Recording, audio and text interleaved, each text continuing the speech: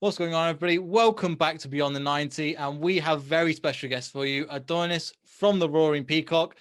Adonis, how are you doing?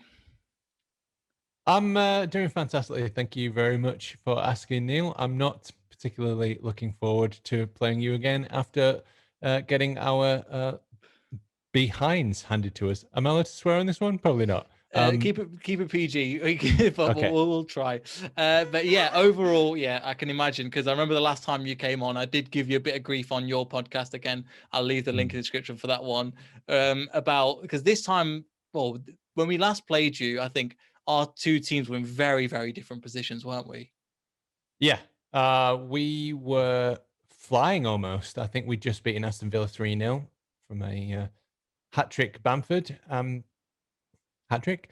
And I was not looking forward to the Leicester game because the teams that do well against us sit back and hit us on the counter, and that is exactly what you did. We didn't do ourselves any favors either with Robin Koch gifting you the first goal.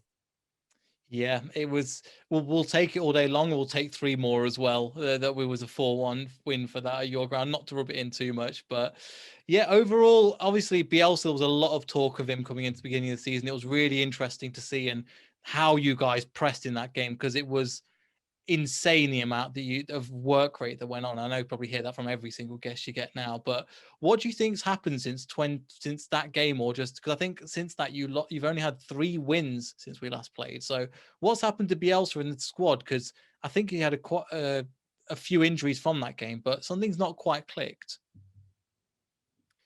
Yeah, we haven't had a stable defense.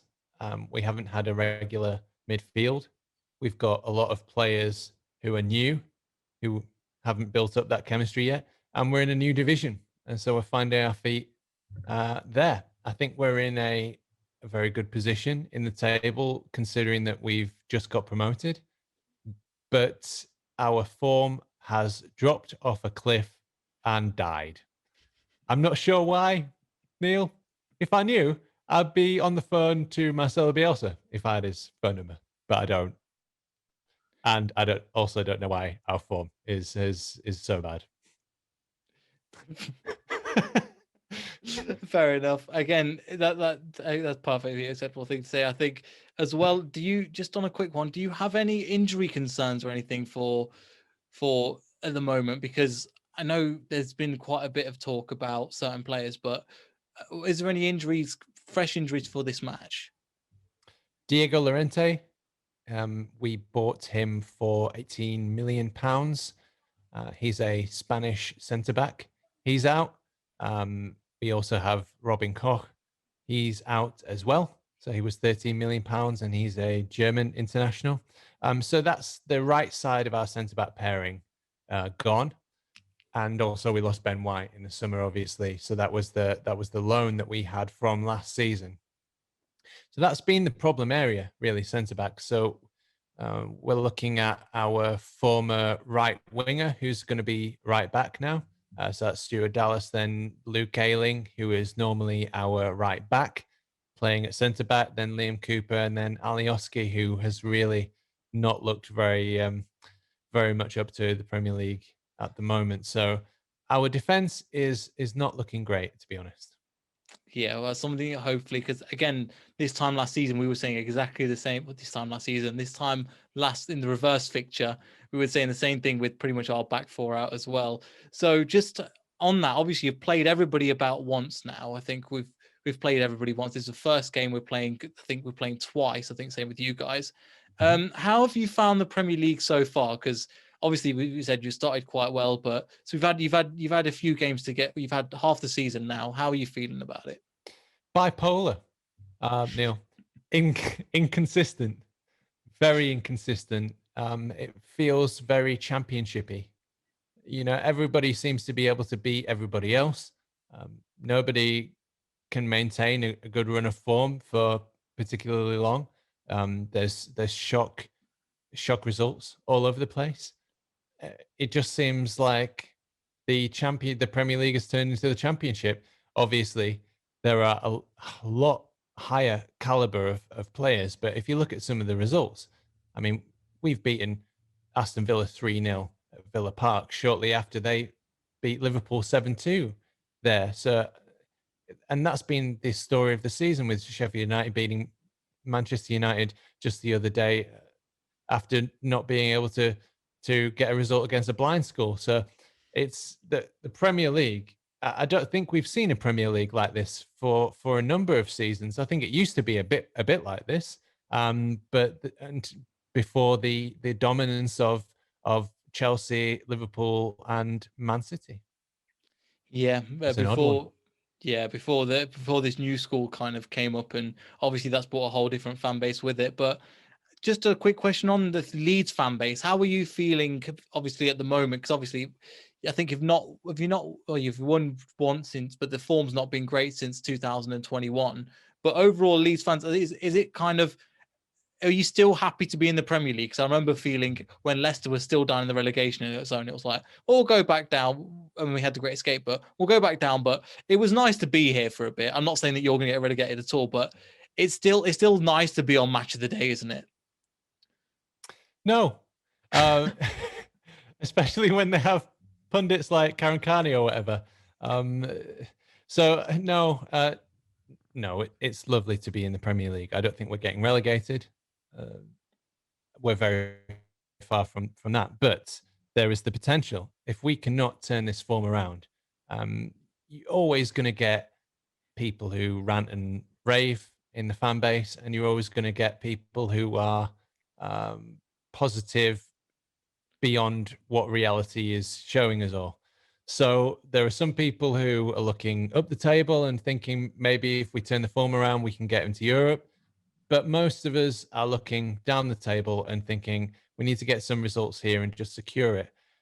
If you look at the points on the board, that's fantastic. But if you look at the form, it's not very good at all. So we had a good result against away at Everton. So at Goodison Park, we won 1-0. And then since then, we've had quite a bad run of performances, even if we did have like two outstanding results, one against Newcastle and one against West Brom. We got a victory at St. James's Park that we probably just about deserved, maybe. But since then, the performances have been very worrying, to be honest. And we haven't had a decent run of form and a settled side because we've had so many injuries. So it's worrying me because we've got 4 easy games left out of the remaining 19, and we absolutely need to win those games. I think somebody said West Ham went down with 42 points in 2002-3. So it's possible to have a season like you're seeing, and with Sheffield United turning their form around, with Fulham turning their form around in patches, I think it could get. I think West Brom are down. I think Newcastle are looking down the barrel at the moment if they don't sort themselves out. But apart from that, I think that third relegation spot is really up for debate, and I'd, the sooner we get 40 points, the better it will be for my health.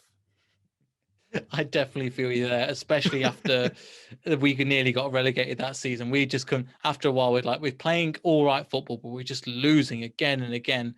Then we went on that winning streak, and we just about stayed up. And it was like, I think we just confined ourselves. This is our coffin. We're just going to lie in it. Championship, Premier League, it's been fun. But no, again, I'm hoping that you guys, again, don't get relegated. There are definitely 3 worse sides in this league than you, because you ran us ragged last time. And we did play last time.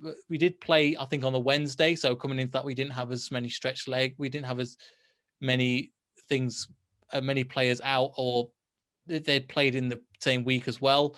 However, just on a quick one, what are your thoughts on Leeds United coming up against Leicester? Do you think, it's kind of a silly question because it's going to be a similar formation, a similar style, but do you think, what can we expect as Leicester fans to come in this game from a Leeds United perspective?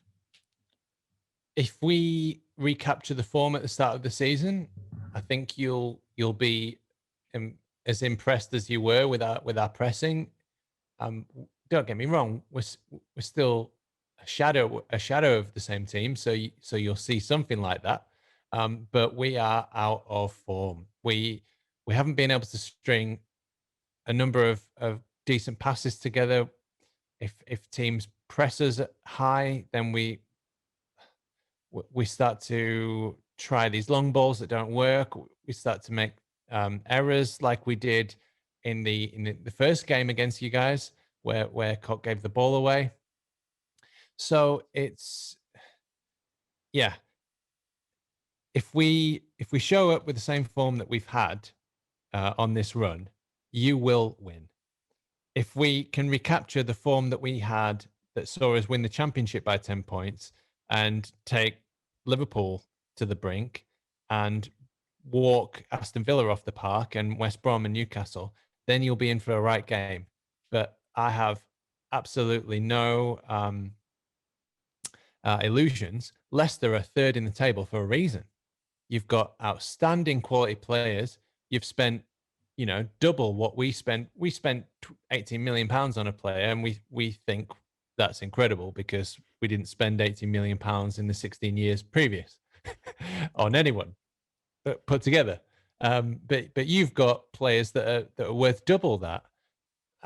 And our saving grace is that Vardy's out of the team, and the Leicester have been patchy in places as well. So if you have a bad day, we have a good day, then there's the potential there for a result for Leeds United. But otherwise, I'd be looking at least a draw for you guys. If I were you, I'd be going in very confident into this game. I think we are, but at the same time, as Leicester fans, you've probably seen it with your team. Like, you go on a good run, and you're like, there's something in the back of your mind, and especially in the Premier League, you go in one result and it just flips everything on its head.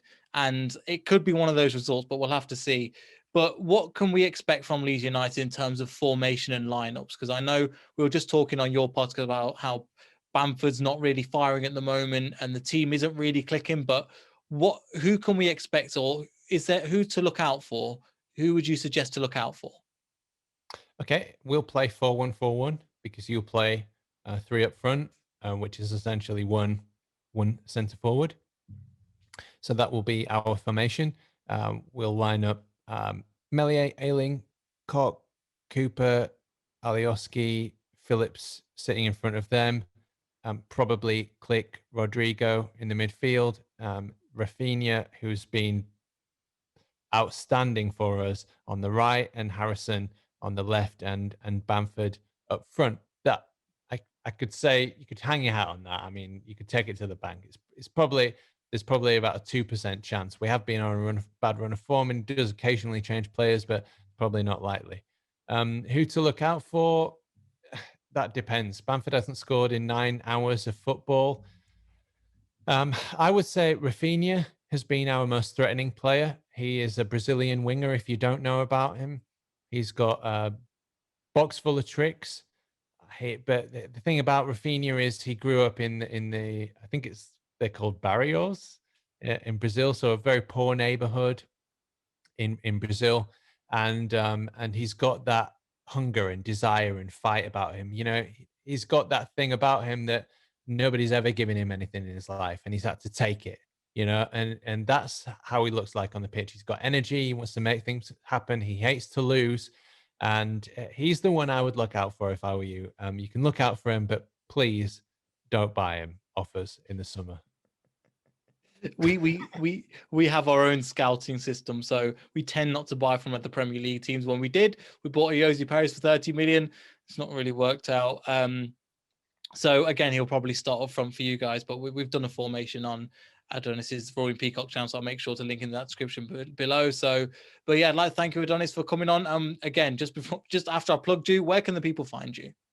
So you can find us the Roaring Peacock LUFC channel, which is on YouTube. We swear a lot, and that might be of interest or entertainment in some way. We also have different things that guests about that are experts in different areas. So that also might be interesting. But let's face it, you're probably there for the angry reviews where I swear a lot.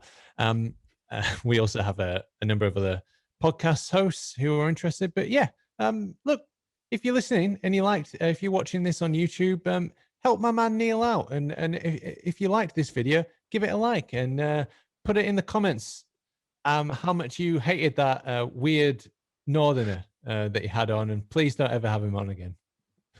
That is not happening, but thank you for doing my job for me for the plugin.